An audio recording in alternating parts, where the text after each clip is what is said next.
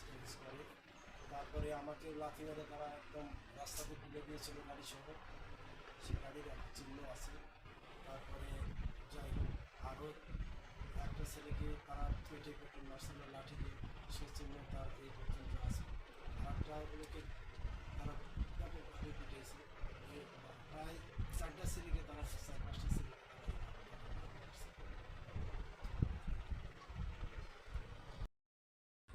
আমি S M Shah Alam, সাবেক প্রধান শিক্ষক বিদ্যালয় গ্রাম লালসুগা।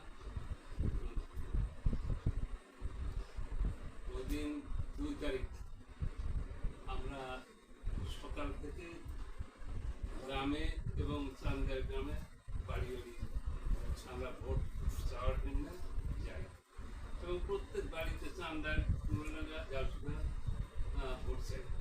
ভোট চাওয়ার পর ওখানে চান্দারের মাথায় যা আমাদের সন্ধ্যা হয়, তা চান্দারি চা খাবো, তা হলো না, বললো যে যা চা খাবো, আমরা বসতে থাকি পার হয়ে 4 মাথা যা চা খাবো। ইতিমধ্যে আমাদের হুন্ডাগুলো লাইন করা হচ্ছে ব্রিজের ওখানে, তা একটা গাড়ি একদম মাত্র এলো, তো এলো হলো গাড়িগুলো আমরা সাইড করে দিলাম।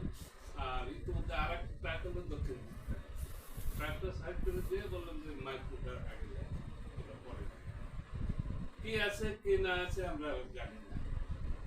তারপরে পুলিশ চলে গেল, চলে যাওয়ার পর আমরা 15 মিনিটের পর ঈশ্বরকে হাটখোলা সময় যাই, ইউনিয়ন রোডের সামনের গেটের ওখানে।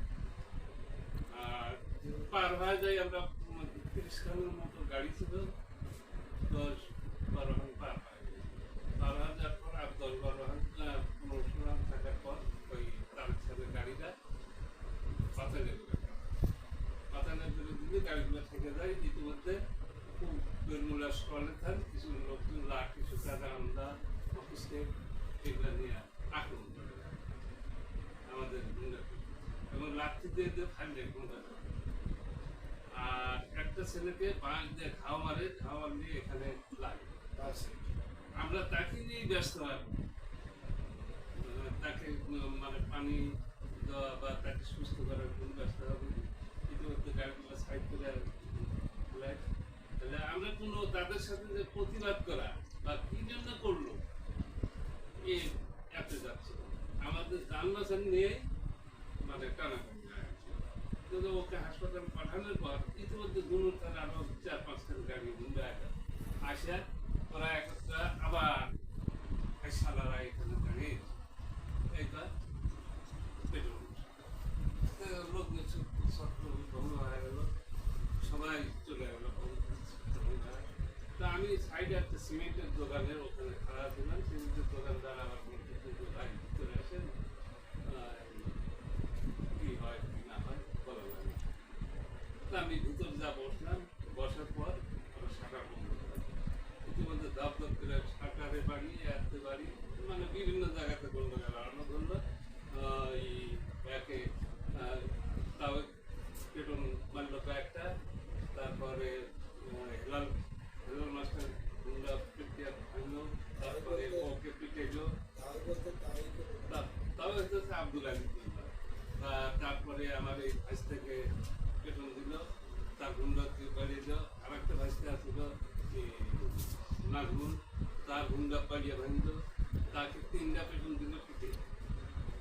পেটন দেওয়ার পর কে জানি বললো যে ভিতরে আছে 100 টাকা,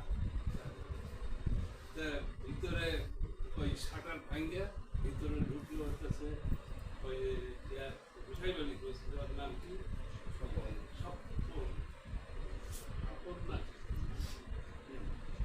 ওই ছেলেটার ভিতরে ঢুকলো। আর পাশে ঢুকে আমাকে তো মারধর করবে, যাতায়াত করছে সারা 15 বছর জেলে তুলে এসে ঘুরে উঠছু সানারা, এখন আবার এখানে এসে ক্যানভাস মারাচ্ছ সানারা দিয়ে বাড়ি করতে কোনো প্রকার পারিনি তোদের কোন এটা মানে চল বুঝতে মানবে মানে আমার গাড়িটা ভেঙে দিয়েছে তারা কে দিচ্ছে। আমি তো ভয়ে ওই দোকানদার বললো কোথায় চলে যাবে, কারণ গাড়ির লাইট টাইট ভেঙে গেছে, অন্ধকারে গাড়ি থেকে আমি গেলাম, যা ওদের হেলাল নামে এক ছেলে আছে বিকে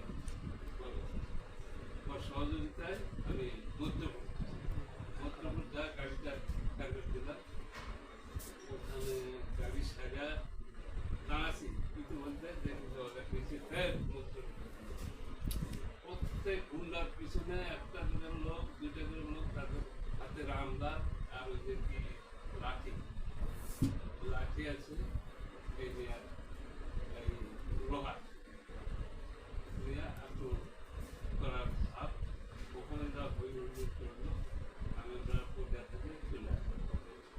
তারপরে শনি শাক ছিল যাতে ওখানে মিটিং কোথায় করে ধানিয়াটিতে ওখানে পায়না শনি শাকের ওখানে একটা ইয়ে ছিল, মানে অফিস উদ্বোধন করার কথা ছিল, ছেলেবেলা ওখানে ছিল, ওই চেয়ারম্যানগুলো ফাংশন করে এবং ছেলেবেলা বাধ্য করে পূজা থুইয়া তারা চলে আসে। এটাই হতেছে আসল কথা। আমাদের ছেলেগুলো, আমি মাস্টার মানুষ, বয়স্ক মানুষ, আমাদের ছেলেগুলো আমার জানা পক্ষে কোনো রকম ওদের